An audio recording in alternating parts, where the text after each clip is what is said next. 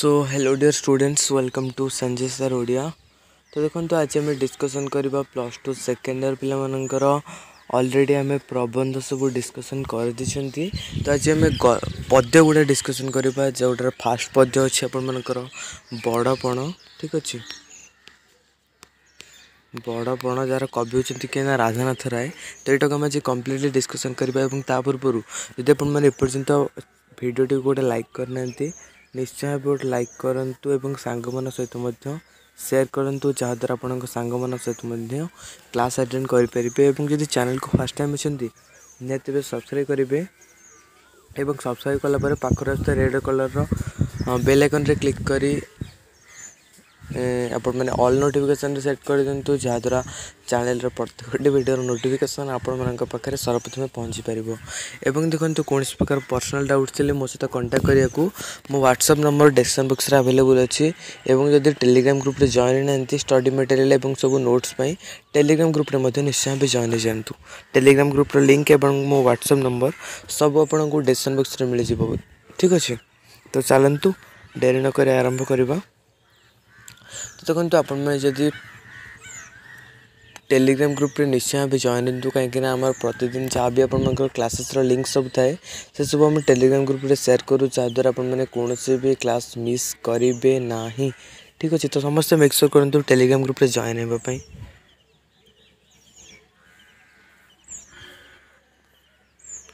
तो डेरी नक आरंभ करवा।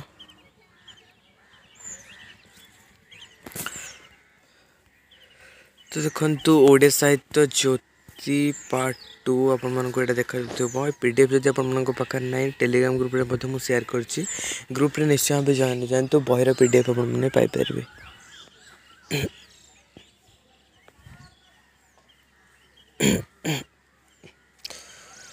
तो हमर ऑलरेडी पूर्व क्लास रे आम देखी स्वाधीन शिक्षा चिंता जोटार कवि थे गोलख बिहारी दल। तो देखा बड़पण, मेनली बड़पणटा बहुत ही गोटे सुंदर कविताटे, बहुत ही बढ़िया लगे आपको पढ़ाई।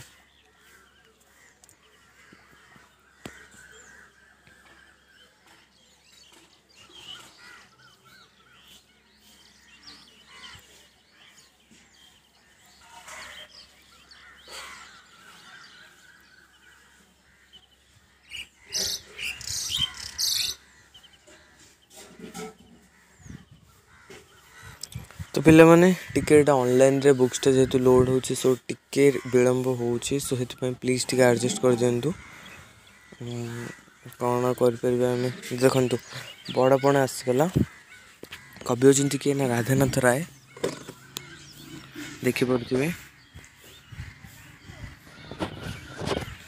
तो देखो मेनली आम विषय संपर्क और कवि को संपर्क किसी जानीदे।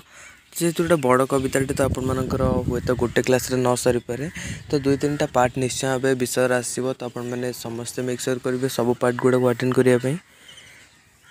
पार्ट 1 जदि आप देखुं पार्ट 2 देखु निश्चय भाव। पार्ट 2 रो लिंक आपन को प्लेलिस्ट रो लिंक आपन को डिस्क्रिप्शन बॉक्स रे मिल जिवो। तो देखंतु लेखक होउछंती कि राधानाथ राय, जंको जन्म केबे हितला ना 1848 रे तंको जन्म हितला एवं 1908 रे तंकर देहांत होइतला। जन्मस्थान होउची कोठी ना बालेश्वर जिल्लार केदारपुर थारे से जन्म होइतले एवं से तांको जीवन काल भितर कौन कौन रचना करछंती देखंतु।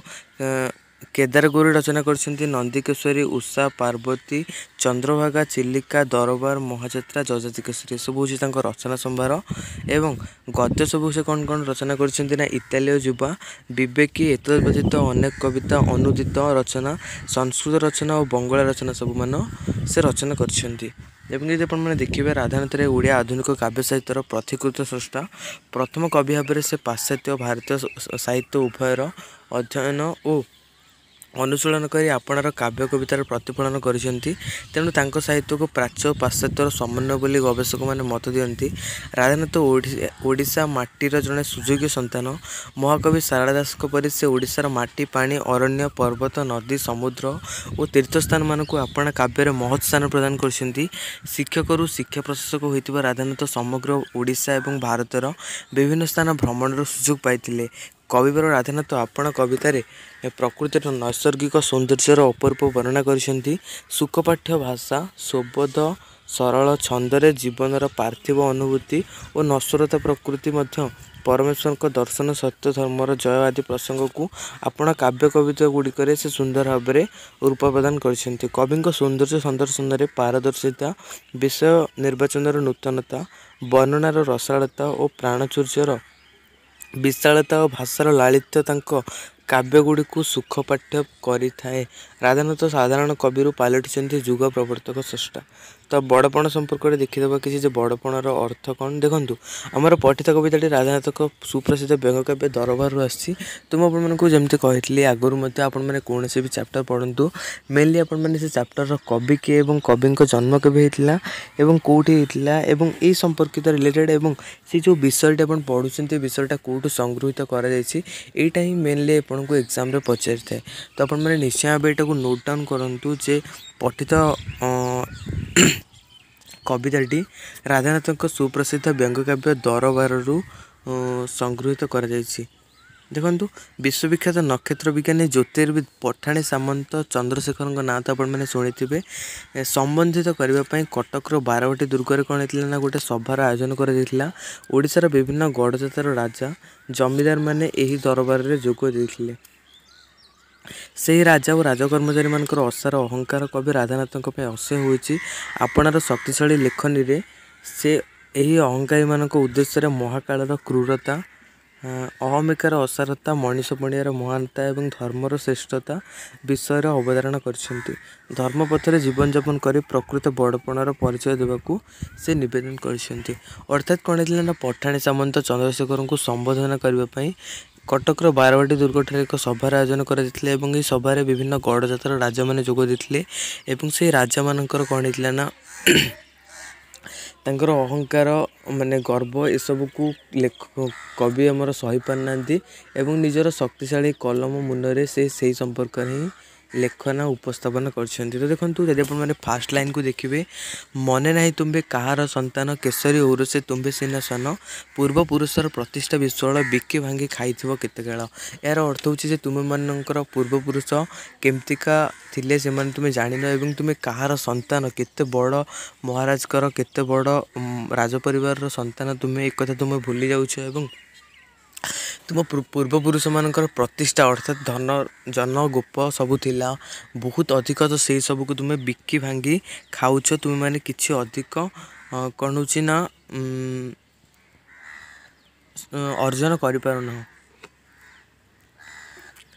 से प्रतिष्ठा निजे तिले न बढ़ाई करुथिबा और केतेता बढ़ाई थिले आगे जो उत्कलर स्वामी बन्हेसिका परी सदा ऊर्ध्वगामी तुम्बे हुई से ही वंशर संतति जलधारा परी हेलो अधगति अर्थात तुम पूर्वपुरुष मानकर जहाँ भी सब प्रतिष्ठा रही से प्रतिष्ठा को तुम मैंने तिले मात्र आग को न नहीं कि ताकू केवल छिड़ाई चलीछ अर्थात ताकू नष्ट कर चलीछ एवं पूर्व काल रे उत्कलर स्वामी जो मैंने थे अर्थात पूर्वर उत्कल को जो मैंने शासन करते से सर्वदा बन्हीशिखा परी ऊर्ध्वगामी एवं उज्जवल अर्थात निर्मल मन तांकर परिष्कार थिले से सचोट मनीष थिले बोली कहीहब तुम्भे हुई से ही वंशर संतति जलधारा परी हेलो अधगति अर्थात तुम्हें से पूर्वपुरुष मानकर वंशर संतति हो जलधारा जमी निम्न को सदा सर्वदा गति करते तो तुम्हें सेमती सदा सर्वदा निम्नगामी होछ। तुम्भ पितृगण परम उदार राज्य मणुले एक परिवार अर्थात तुम पूर्वपुरुष मैंने बहुत ही भल मनीष थे से समग्र राज्य को एक परिवार सहित तुलना करुले बोली कहुई कहीं गला से ही प्राचीन सुधारा राजा प्रजा एवं हेले बाजपारा काढ़ी नेला राजा भोग अभिलाष प्रजा मुखु समर्जित काश एवं पूर्वर जमती राजा माने थिले बहुत ही भल थे प्रजा मान दुख कष्ट बुझुले किंतु वर्तमान राजा माने से माने नहांती आउ वर्तमान राजा मान बाजपारा सहित तुलना कर बाजपारा जमती जोठी चावल पड़ो से आसिक खाइब सेमती काढ़ी नेला राजा भोग अभिलाष प्रजा मुखु समर्जित ग्रास अर्थात पूर्व काल में कौन भी श्रमिक राजा अधीन कार्य कले राजा मैंने पारिश्रमिक दिखते किंतु वर्तमान राजा मैंने मागणार खटौच तुम्हें श्रमिक मान किंतु से श्रमर अर्जित से जहाँ भी फल अच्छे से सब को तुम्हें ଦଉନାହ ବୋଲି କୁହାଯାଇଛି। ଦେଶୀ ହୋଇ ତୁମ୍ଭେ ଆଚରିଲ ନୀତି ନିର୍ମମ ବିଦେଶୀ ସର୍ବଶୋଷୀ ନୀତି ବାତ୍ସଲ୍ୟ ନ ବାନ୍ଧି ପ୍ରଜାଙ୍କର ଚିତ୍ତେ ବିଦେଶୀ ସଙ୍ଗିନେ କଲ ତାଙ୍କୁ ଭିତ୍ତେ। ଅର୍ଥାତ୍ ତୁମେ ଏଇ ଦେଶର ଜନତା ହୋଇ ତୁମେ କେଉଁ ନୀତି ଆପଣେଇଲ ନା ବିଦେଶୀମାନଙ୍କର ନୀତି। ସେ ବିଦେଶୀମାନଙ୍କର ନୀତି କ'ଣ ନା ସର୍ବଶୋଷୀ ନୀତି ହେଉଛି ବିଦେଶୀମାନଙ୍କର ନୀତି। ଯେମିତି ଆମର ଇଂରେଜମାନେ ଆସିଥିଲେ ଭାରତରୁ ସବୁକିଛି ଲୁଟି ନେଇଥିଲେ, ସେମିତି ତୁମେମାନେ ବିଦେଶୀମାନଙ୍କ ନୀତି ଆପଣଉଛ। ବାତ୍ସଲ୍ୟ ନ ବାନ୍ଧି ପ୍ରଜାଙ୍କର ଚିତ୍ତ ବିଦେଶୀ ସଙ୍ଗିନେ କଲ ତାଙ୍କ ଭିତ। ଅର୍ଥାତ୍ ପ୍ରଜାମାନଙ୍କୁ ତୁମେମାନେ ଭଲ ପାଇଲ ନାହିଁ ଏବଂ ଯାହାଫଳରେ କ'ଣ ହେଲା ନା ବିଦେଶୀମାନଙ୍କ ସହିତ ସେମାନଙ୍କୁ ତୁଳନା କଲେ ଏବଂ ସେମାନଙ୍କୁ ସର୍ବଦା ପ୍ରଜାମାନଙ୍କୁ କଷ୍ଟ ଦେଲ, ସେମାନଙ୍କୁ ସର୍ବଦା କେବେ ବି ସେମାନଙ୍କ ଭଲରେ ରଖିବାକୁ ସେମାନଙ୍କୁ ଚେଷ୍ଟା କଲ ନାହିଁ ବୋଲି କୁହାଯାଇଛି। ଗନ୍ତାଘର ହେଲା ତୁମ୍ଭର ସର୍ବସ୍ୱ ପ୍ରସାଦ ଗାଭୀ ହସ୍ତି ଅଶ୍ଵ। ଅର୍ଥାତ୍ ତୁମର ସବୁ କିଛି ଗନ୍ତାଘର ପାଲଟି ଯାଇଛି। ତୁମେମାନେ ଲୋକମାନଙ୍କୁ ଦେବା ପରିବର୍ତ୍ତେ ଲୋକମାନଙ୍କ ଠାରୁ ନେବାରେ ଲାଗି ପଡ଼ିଛ। ସର୍ବସ୍ୱ ପ୍ରସାଦ ଗାଭୀ ହସ୍ତି ଅଶ୍ଵ। ଅର୍ଥାତ୍ ତୁମେ ଲୋକମାନଙ୍କ ଠାରୁ ପ୍ରସାଦ ଗାଭୀ ହସ୍ତି ଏସବୁ ବନଉଛ ଲୋକମାନଙ୍କ ଦ୍ୱାରା ଏବଂ ବର୍ତ୍ତମାନ ସମୟରେ କେହି ବି ପ୍ରଜାମାନଙ୍କୁ କିଛି ଦାନ କରିବାକୁ ଚାହୁଁନାହାନ୍ତି ଏବଂ ସବୁକିଛି ଆଣି ନିଜେ କେମିତି ବହୁତ ଅଧିକ ଟଙ୍କା ପଇସା ରଖିବା ପାଇଁ ଚେଷ୍ଟା କରୁଛ ତୁମେମାନେ। ରାଜଧର୍ମ ହେଲା ପ୍ରଜାଧନ ବୁହା ମନ୍ତ୍ରୀ ହେଲେ ଖଳ ଖଣ୍ଡ କାନ କୁହ। ଅର୍ଥାତ୍ ରାଜାମାନଙ୍କର ଧର୍ମ କ'ଣ ଥିଲା ନା ପ୍ରଜାମାନଙ୍କୁ ସେବା କରିବା, ପ୍ରଜାମାନଙ୍କ ସୁବିଧା ଅସୁବିଧାରେ ସେମାନଙ୍କ ପାଖରେ ଠିଆ ହେବା। କିନ୍ତୁ ବର୍ତ୍ତମାନର ରାଜାମାନଙ୍କର ଧର୍ମ ହେଉଛି ଯେ ସବୁକିଛି ବୋହି ନିଅ, ସବୁକିଛି ପ୍ରଜାମାନଙ୍କ ଠାରୁ ଲୁଟି ନିଅ।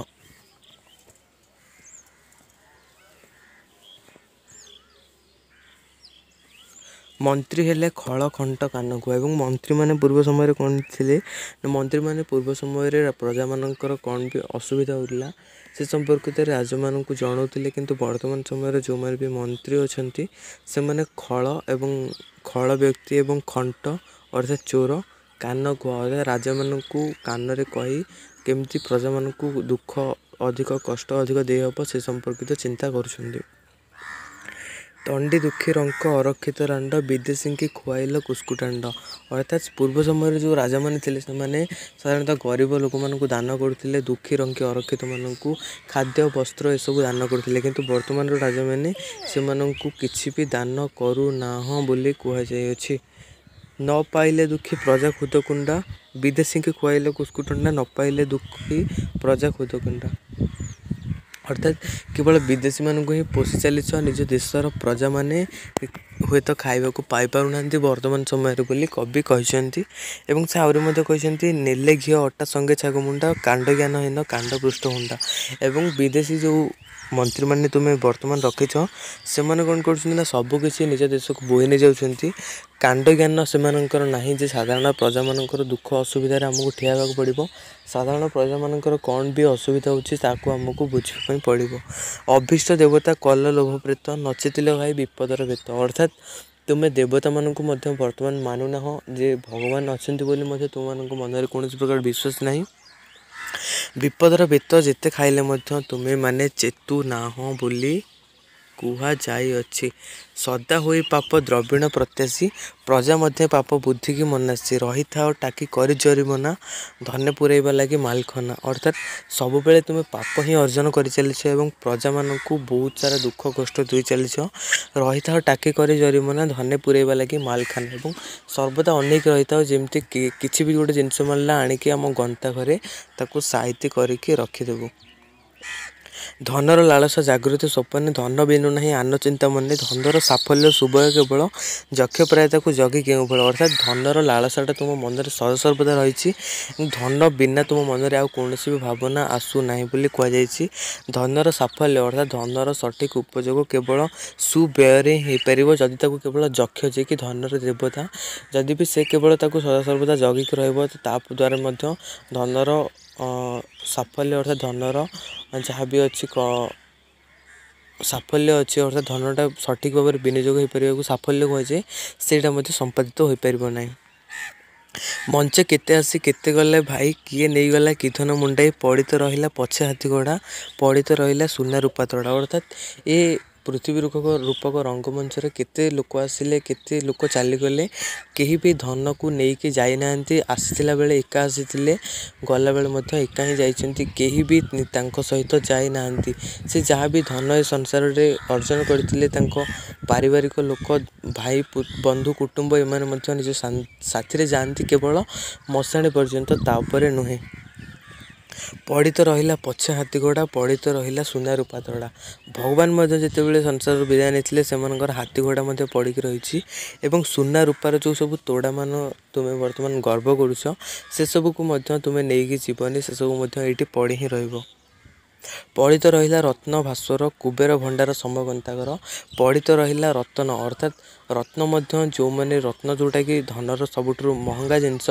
सेटा भी पृथ्वी पृष्ठ पड़ी रही तुम मलापर एवं कुबेर भंडार कुबेर जमी आकारटा बहुत बड़ सेमती एक ग्रंथघर तुमर पड़ी रही कहुई जीणवे को ना धराखंड बोली कले जब अश्रुसिक्त गंड मला बेले विश्व विजय स्कंदर कि कही ता चित्ते थरा धर बोइले प्राण गले पिंड छाड़ी नेब जब मत कोकेरे काढ़ी देइथिबो तो मुसब शुआई बेनी पासे बेनी कर को झुलाई अर्थात जितेबाला विश्व विजय स्कंदर समग्र विश्व को जय कर सारा एवं से देखिला जे ता पाखरे आउ जय करने कौन भी धरापृष्ठ ना से कहला जे हाथ ऊपर को टेकीदेला एवं कहला जे मो पाखरे आउ पृष्ठ धरापृष्ठ को जय करने आउ खंड नाही एवं से कही जे मु एते जहाँ भी सब अर्जन करिछि एते अधिपत्य अर्जन करिछि धन रूप सब अर्जन करिछि धन जन सबू अर्जन कर मुझे मरीजी से मो जिते आपने जानी कौन व्यक्ति मरी जाए से कौन कर तार दुईपट जो बाँ हाथ और डाण हाथ दुईटा जाक हाथ को कोकेक टिके तल को खसा जाए कहीं से समग्र तो से कौन कर हाथ दुईटा को तल को टिके ओहला जाए तो जहाँफल समग्र संसार देखी जान जे व्यक्ति गला बेले किसी भी नहीं जाऊनी खाली हाथ में ही जाऊँगी तो से यू कर विश्व विजय स्कंदर से ही करथिला यही महावाक्य मन मन हेची सत्वगुण भज लोभ मद तेजी अर्थात यही महावाक्य कौ महावाक्य ना मुझे एका जीवी एका यही महावाक्य मन मन भेजी अकारण किंबा तंडी अरक्षित अल्प दिन पर संचु अचुबित अरक्षित को कही जे तू गला बेले मरला बेले एका मरबू तो सहित कहीं भी मरबनी अल्प दिन पर कहीं धन ये को लोभ करुछु बोली पचारि बोला जगत सीना लक्ष्य पोषी फले तुम्हें जड़े जड़े लक्ष्य शोषी गणिकी वकिल छामुआ पोषण लगी कर कि प्रजा को शोषण अर्थात तुम मैंने लक्ष लक्ष टंका जो अर्जन कर लोक मान कष्ट देकी किसी भी तुम सहित जीवन बोली कवि सब कहते प्रजा रक्त स्रोत लोदके अर्जित अभिशप्त राशि राशि पापवित अर्थात प्रजा मानकर जहाँ भी तुम प्रति अभिशाप अच्छी से सब प्रजा मान आखिर लुहरे अच्छी प्रायश्चित व्यय नक जतने पाप अर्जुर्चु प्रापर्जित देने अर्थात तुम मानकर जहाँ भी सब तुम्हें दुख सहित जहाँ भी तुम पाप अर्जन कर सब को तुम्हें व्यय न करके अर्थात से सब को न कमाई आहरी दिन को दिन अधिक लेखाएं पाप अर्जन करुछ कहुई अर्जु अच्छी सीना केवल दुष्कृति घृष्टि मुखे जली दग्ध घृत घृति पढ़ीदबा ना नेक्स्ट क्लास रे देखा ठीक अच्छे पढ़ीदब ये अप्रिय सत्य छल को न धरी निज श्रेय देख चित्ते चिंता करे अर्थात ये अप्रिय सत्यर अर्थ होची जे ये जो तुम्हें पाप अर्जन करुच ये किसी भी तुम सहित जीवनी तुम्हें गला बेले एका ही जीव बोली कहुई भग्न घटुआ शिलल जेसन सरी जाऊँच आयु प्रतिक्षण अर्थात तुम जीवन आयु कौन हो प्रति क्षण में कमी कमी जाऊँच अर्थात तुम्हें जब 60 वर्ष बंचार अच्छी प्रति क्षण में तुम्हें जीवन आयुष सरी सरी जाऊँच बड़ क्रूर काल बड़ अविश्वासी हाबड़ी जीव से आचंबित अच्छे अर्थात काल अर्थात मृत्यु बहुत क्रूर एवं बहुत अविश्वासी तापर विश्वास करहबनी कौन भी मुहूर्त काल आसिकी तुमको पृथ्वी नहीं जापे बोली कहुई दूरवर्ती जानी काल को जे हसे हसी से पछे आसी लुचिबे से अर्थात जे जो मनीष भावे जे मुझे मरबिनी मो मृत्यु बहुत दूर अच्छी से ही लोक ही सर्वप्रथमे मरी थाए बोली कहुई दूरवर्ती जानी काल को जे हसे हसी से पछे आसी ଚୁଚି ବସେ ବୋଲି କୁହାଯାଇଛି।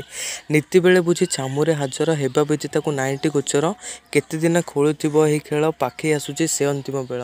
ଅର୍ଥାତ୍ ତୁମେ କେତେ ଦିନ ଏ ସଂସାର ରୂପକ ଏ ପୃଥିବୀରୁ ପାପ ରୂପକ ଦୁଷ୍କୃତି ଅର୍ଜନ କରି କେତେ ଦିନ ଏ ଖେଳ ଖେଳୁଥିବ। ତୁମ ଜୀବନର ଅନ୍ତିମ ବେଳ ଆଗେଇ ଆସୁଛି ବୋଲି କବି କହିଛନ୍ତି। ଆସୁଛି ନୀରବେ ସେହୁ ପ୍ରତିକ୍ଷଣେ ନିତ୍ୟଗାମୀ ରଥ ଚକ୍ର ଆବର୍ତ୍ତନ। ଅର୍ଥାତ୍ ତୁମ ଜୀବନର ଶେଷ ମୁହୂର୍ତ୍ତ ବହୁତ ଶୀଘ୍ର ଆସିଯିବ ଏବଂ ଏଇ ଯେଉଁ ପୃଥିବୀ ରୂପକ ଚକ୍ର ଯେତେବେଳେ ଥରେ ବୁଲିଯିବ, ଅର୍ଥାତ୍ ପୃଥିବୀ ରୂପକ ଚକ ଯେତେବେଳେ ଥରେ ବୁଲିଯିବ ସେତେବେଳକୁ ଆଉ ତୁମେ ହୁଏତ ଏ ସଂସାରରେ ନଥିବ ବୋଲି କୁହାଯାଇଅଛି। ଏବଂ ଏଠି ମଧ୍ୟ କୁହାଯାଇଛି ତୁମ୍ଭ ମାୟା ଯାଏ ଛାୟା ଯେତେ ବଢ଼ି ମାୟା ଚେର ତଳେ ଭେଦିବ ଯେତିକି ଅନ୍ତକ ରଗଡ଼େ ଛିଡ଼ିବ ସେତିକି। ଅର୍ଥାତ୍ ତୁମେ ସଂସାର ରୂପକ ଜଗତରୁ ଯେତିକି ବି ମାୟା ଅର୍ଜନ କରୁଛ, ଯେତିକି ବି ଦୁଷ୍କୃତି ଅର୍ଜନ କରୁଛ, ଏ ସବୁ କିଛି ଦିନେ ନା ଦିନେ ଛିଡ଼ିଯିବ ବୋଲି କୁହାଯାଇଛି। ଏବଂ ଦେଖନ୍ତୁ ସେ କଠିନ ଛିଙ୍କା ଛିଙ୍କିରୁ ନିସ୍ତାର ଲାଭ ଲାଗି ଆଗ ହୁଅ ହିସିଆର। ଅର୍ଥାତ୍ ତୁମେ ଯେତେବେଳେ ସଂସାରରୁ ଚାଲିଯିବ ସେତେବେଳେ ତୁମର ପାରିବାରିକ ଲୋକମାନେ ମଧ୍ୟ ଏ ସାମାନ୍ୟ କ୍ଷଣ ପାଇଁ ଦୁଃଖ କରିବେ, କିନ୍ତୁ ସଦାସର୍ବଦା ପାଇଁ ନୁହେଁ। ଠିକ୍ ଅଛି।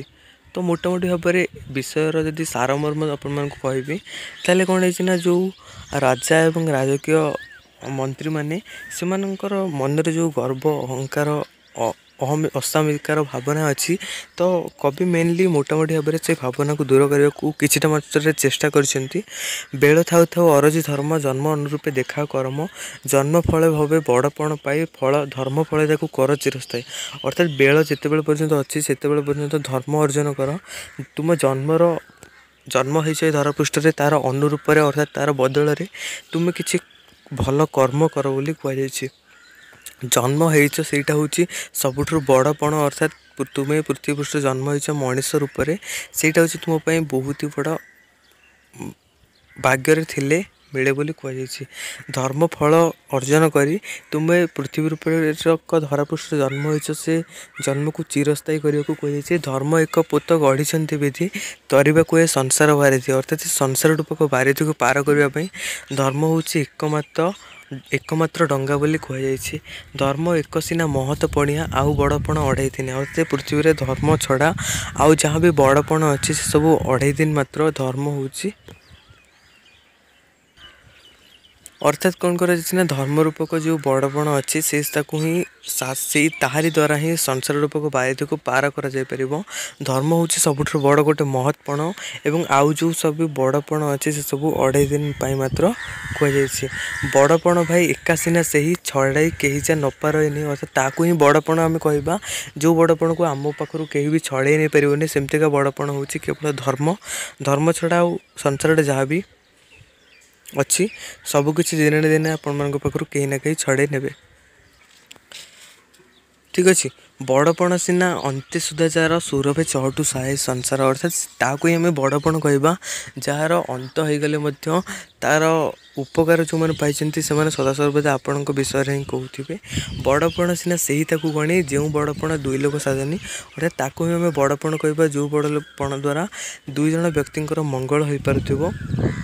ସେହି ସିନା ବଡ଼ପଣ ଯହିଁ ଲାଗି ଅନ୍ତକର ବଜ୍ର ଦନ୍ତ ଯାଏ ଭାଙ୍ଗି। ଅର୍ଥାତ୍ ତାକୁ ହିଁ ଆମେ ବଡ଼ପଣ କହିବା ଯାହାଦ୍ୱାରା ମଣିଷ ମନର କ୍ରୋଧ ଅହଙ୍କାର ଗର୍ବ ଏସବୁ ଭାଙ୍ଗିଯିବ ଏବଂ ସେହି ବଡ଼ପଣ ବଳା ମତିକି କାଳ ନ ପାରିବ ପଶିଯା କତିକି। ଅର୍ଥାତ୍ ସେହି ପ୍ରକାର ବଡ଼ପଣ ତୁମେ ଅର୍ଜନ କର ଯେଉଁ ବଡ଼ପଣ ଦ୍ୱାରା ତୁମ ପାଖକୁ ମୃତ୍ୟୁ ମଧ୍ୟ ଆସିପାରିବ ନାହିଁ।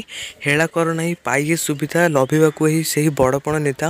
ଅର୍ଥାତ୍ ଆଉ ଡେରି କରନି, ସେଇଭଳିଆ ବଡ଼ପଣ ଅର୍ଜନ କରିବା ପାଇଁ ଜଲ୍ଦି ଯାଅ, ସେମିତିକା ବଡ଼ପଣ ଅର୍ଜନ କର ବୋଲି କବି ଗୋଟେ କହିଛନ୍ତି। ଆଉ ସଂସାରର ତୋକସାର ବଡ଼ପଣ ଲାଳସାରୁଣୀୟ ବାହୁଡ଼ାରୀ ମାନ। ଅର୍ଥାତ୍ ସଂସାରର ଯେଉଁ ଲୋଭ ରୂପକ ବଡ଼ପଣ ଅଛି, ଅହଙ୍କାର ଗର୍ବ ଧନ ସମ୍ପତ୍ତି ଏସବୁରୁ ନିଜ ମନକୁ ଏଡ଼ାଇ ଆଣ, ଧର୍ମ ରୂପକ ବଡ଼ପଣ ଅର୍ଜନ କର ବୋଲି କବି କହିଛନ୍ତି। ଉଦାସୀନ ନିତ୍ରେ ଦୁନିଆର ମାନ ଦେଖ କର ମନ ଧର୍ମ ଏକତାନ। ଏ ଜଗତକୁ ସଦାସର୍ବଦା ଖୁସି ହେଇକି ଦେଖ, ସଦାସର୍ବଦା ଖୁସିରେ ରୁହ ଏବଂ ଧର୍ମ ରୂପକ ବଡ଼ପଣ ଅର୍ଜନ କର। ରାଜଧର୍ମେ ଆତ୍ମ ତତ୍ତ୍ୱ ଦେଇ ମତି ଉଚ୍ଚ ହୋଇଲାଭ ଉଚ୍ଚତର ଗତି। ରାଜା ହେଇଛ, ତୁମ ପାଇଁ ସେଇଟା ବହୁତ ବଡ଼ ସୌଭାଗ୍ୟର କଥା। ରାଜା ହେଇକି ମଧ୍ୟ ତୁମେ ଅନେକ ସାରା ଲୋକମାନଙ୍କର ମଙ୍ଗଳ ଅନେକ ସାରା ଲୋକମାନଙ୍କର ଭଲ କରିପାରିବ। ସେଇ ପ୍ରକାର ଭଲ ହିଁ କର ବୋଲି କବି କହିଛନ୍ତି। ଅର୍ଥାତ୍ ଉଚ୍ଚ ସ୍ଥାନ ଅଧିକାର କର ଧର୍ମ ରୂପକ ବଡ଼ପଣକୁ आपणे ठीक अच्छे। तो या द्वारा आप चैप्टर कंप्लीट हो जाए आम परवर्ती क्लास रे आर परवर्ती चैप्टर जैक अच्छी देखा सेटा को। तो आशा करुँच भिडियो आपको भल लगी भिडियो पसंद आसते निश्चय भाव लाइक करेंगे सांग मान सहित सेयार करेंगे चैनल जब फास्ट टाइम अच्छा निहत सब्सक्राइब करेंगे और यदि पर्यटन आम टेलीग्राम ग्रुप जॉइन ना निश्चय भाव जॉइन हो टेलीग्राम ग्रुप लिंक आपको डिस्क्रिप्शन बॉक्स में मिल जाए। एवं जब कौन प्रकार पर्सनल डाउट अच्छी ताले मो सहित कांटेक्ट करा चाहते मो WhatsApp number description box available अच्छे आपने व्हाट्सएप माध्यम मत कॉल या फिर मेसेज करेंगे। तो आम परवर्ती क्लास देखा तपस्विनी पत्र ठीक अच्छे तार कवि कि ना गंगाधर मेहर। तो यहाँ आम परवर्ती क्लास देखा। तो से पर्यंत विदाय दिंतु धन्यवाद।